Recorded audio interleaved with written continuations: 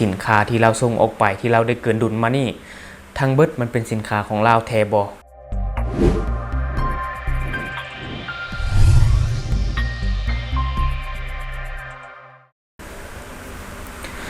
สวัสดีท่านผู้ชมกลับมาพบกับช่อง Talk the New แล้วข้อที่เราอยากจะนำเสนอในมื้อนี้ก็เกี่ยวข้องกับการค้าระหว่างประเทศหรือว่าการนำเข้าส่งออกของเราในช่วงระยะ2เดือนต้นปีว่าจะเป็นแนวใดเนาะก็คือเมื่อบ่นานมานี่มีเพจทางการของเราเพจหนึ่งที่เขาจะได้รายงานออกมาเป็นเพจหนังสือพิมพ์ลาวพัฒนาที่เขาจะได้รายงานออกมาเกี่ยวกับการนำเข้าส่งออกของเราในช่วงระยะ2เดือนต้นปีก็คือในช่วงระยะ2เดือนต้นปีเรากันดุลการค้ากับหลายๆประเทศเนาะเช่นไทยจีนเวียดนามออสเตรเลียและก็สหรัฐอเมริกาและเฮามาเบิ่งสินค้าที่เราส่งออกไปต่างประเทศว่ามีสินค้าอย่างใดส่วนหลายก็จะเป็นสินค้าเดิมๆที่เราเคยส่งออกไปเนาะเดี๋ยวเฮามาเบิ่งนำกันว่ามีสินค้าอย่างใดและรายการสินค้าที่เราส่งออกไปก็จะมีดังนี้เนาะ1เลยอุปกรณ์เครื่องใช้ไฟฟ้า2แล้วก็แร่ธาตุทองคำแท่งทองคำผสม3แล้วก็พวกจะเป็นเกลือกาลีเจียเนื้อเจียแล้วก็เศษเจียแล้วก็เครื่องนุ่งห่มและต่อมาจะเป็นสินค้าการเกษตรเนาะเช่นมันต้นแป้งนัวแล้วก็ยางพาราที่เราได้ส่งออกไปต่างประเทศแล้วมาเบิ่งสินค้าที่เรานำเข้าจากต่างประเทศมีอย่างใดเนาะ1เลยคือน้ำมันกระส่วน2ก็คือพาหนะทางบกอุปกรณ์กลจักรแล้วก็ผลิตภัณฑ์เคมีและสินค้าเกษตรก็จะเป็นพวกปุ๋ยแล้วก็เครื่องใช้ไฟฟ้าอุปกรณ์ไฟฟ้าเหล็กแล้วก็เครื่องเฮ็ดเวียกโดยเหล็กกาน้ำตาลเครื่องนุ่งห่มแล้วก็รถไถนาเนาะอันนี้คือสินค้ารายการสินค้าที่เรานำเข้ามาแต่ที่จริงมันยังมีหลายกว่านี้แหละอันนี้จะเป็นหัวข้อใหญ่ๆคิดว่าและวันนี้เนาะเฮามาสรุปมูลค่าการค้าทั้งหมดก็คืออยู่ที่ 2,896 ล้านดอลลาร์สหรัฐและมูลค่าการส่งออกละแม่น 1,575 ล้านดอลลาร์สหรัฐและมูลค่าการนำเข้าแม่น 1,321 ล้านดอลลาร์สหรัฐก็คือเราเกินดุลอยู่ที่254 ล้านดอลลาร์สหรัฐอันนี้ก็ถือว่าเป็นเรื่องที่ดีภายในระยะ2เดือนเราเกินดุลมา254ล้านดอลลาร์สหรัฐเนาะอันนี้ก็ถือว่าเป็นเรื่องที่ดีเพราะปกติที่ผ่านมาแล้วก็มีแต่เราขาดดุลให้กับต่างประเทศเนาะเพราะว่าเราเป็นประเทศที่เพิ่งพาการนำเข้าเป็นส่วนใหญ่โดยเฉพาะก็แม่นนำเข้าจากประเทศไทยแม้แต่วัตถุดิบหรือว่าเครื่องอุปโภคบริโภคมีอย่างต่างๆเรายังได้นำเข้ามาสรุปง่ายๆก็คืออยู่ในลาวในปัจจุบันการผลิตหรือว่าการส่งเสริมการผลิตภายในยังบ่แข็งโตเทื่อเนาะยังเพิ่งพาการนำเข้าเป็นส่วนใหญ่และวันนี้ท่านผู้ชมลองมาสังเกตเบิ่งว่าสินค้าที่เราส่งออกไปที่เราได้เกินดุลมานี่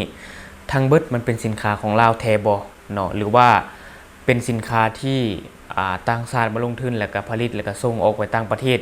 หรือว่าเราเป็นแค่ฐานผลิตซื่อๆแต่ในความคิดของทางช่องแล้วทางช่องคิดว่ามันจะมีอยู่2แบบเนาะ1ก็คือเป็นสินค้าของเราที่เราผลิตเอง2ก็คือเราเป็นฐานการผลิตให้กับต่างประเทศอย่างเช่นนิคมอุตสาหกรรมต่างๆเนาะซึ่งในปัจจุบันเนาะสินค้าหลักที่เราส่งออกไปก็จะเป็นพวกแห่เนาะแห่ทองคำแห่อย่างต่างๆที่เราได้ส่งออกไปและสินค้าเหล่านี้ส่วนใหญ่ก็จะเป็นของคนจีนที่เขามาสัมปทานขุดค้นบ่อแห่แล้วก็ส่งไปไทยส่งไปเวียดนามอันนี้ก็เป็นไปได้มันบ่ล่ะอันนี้เฮาก็ลองคิดตามๆกันเบิ่งและบัดนี้เนาะเฮาลองมาสังเกตอยู่ในลาวในปัจจุบัน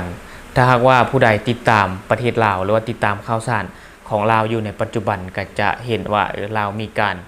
พัฒนาไปในทิศทางที่ดีขึ้นบ่ว่าจะเป็นการแก้ไขปัญหาเศรษฐกิจหรือว่าการแก้ไขปัญหาคอร์รัปชันถ้าผู้ใดติดตามก็จะเห็นข่าวเนาะก็คือในปัจจุบัน